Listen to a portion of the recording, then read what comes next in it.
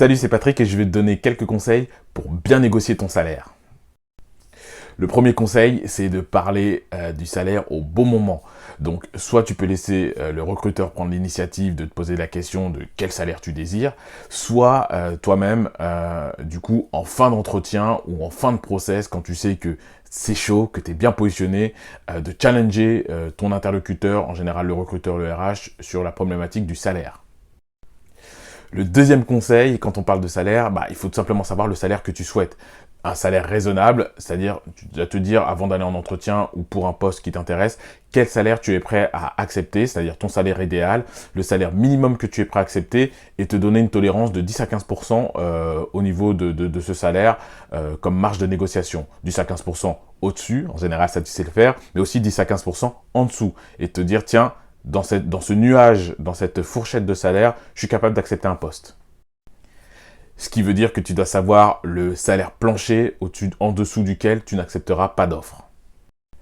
La troisième chose, c'est de faire ton recruteur, ou en tout cas l'interlocuteur avec qui tu es en négociation, le faire parler non seulement du salaire, de la fourchette de salaire qu'il a proposé, donc en gros de le forcer à déballer ses cartes, mais aussi de lui faire parler de l'ensemble de ce qu'on appelle généralement le package, c'est-à-dire les tickets resto, le CE, la participation, l'intéressement, le bonus ou le variable discrétionnaire, c'est-à-dire qui est indexé uniquement à ta performance, s'il y a un variable ou un bonus indexé aux performances de l'équipe, du groupe et ainsi de suite. Donc ça c'est important. En gros, ça va être aussi des outils décisionnels pour toi, de savoir effectivement si j'ai un salaire qui est peut-être un tout petit peu plus faible, mais je suis dans une entreprise qui distribue beaucoup d'avantages comme les tickets resto, le CE et ainsi de suite, ou qui distribue aussi d'autres avantages financiers comme un plan d'épargne entreprise, de la participation, de l'intéressement ou du variable discrétionnaire pour toi tout seul.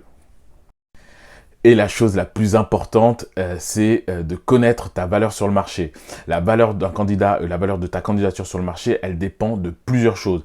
Elle dépend de ton diplôme, de tes années d'expérience, de la qualité des expériences que tu as, mais aussi de la région. Tu te doutes bien que, par exemple, en France, la région parisienne, les salaires sont beaucoup plus élevés que dans le reste de la France. Mais que, par exemple aussi, à Lyon, à Bordeaux, à Lille, tu peux avoir des salaires qui sont aussi intéressants, en tout cas plus intéressants ou plus importants que dans des plus petites villes où les salaires vont être indexés aussi au coût de la vie réelle, au coût du logement et ainsi de suite, puisqu'il y a des disparités territoriales, peu importe l'endroit où tu es.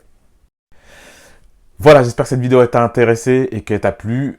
Like, partage, abonne-toi. N'oublie pas de me suivre aussi sur ma chaîne YouTube Geek & Connect. Les liens sont dans la description.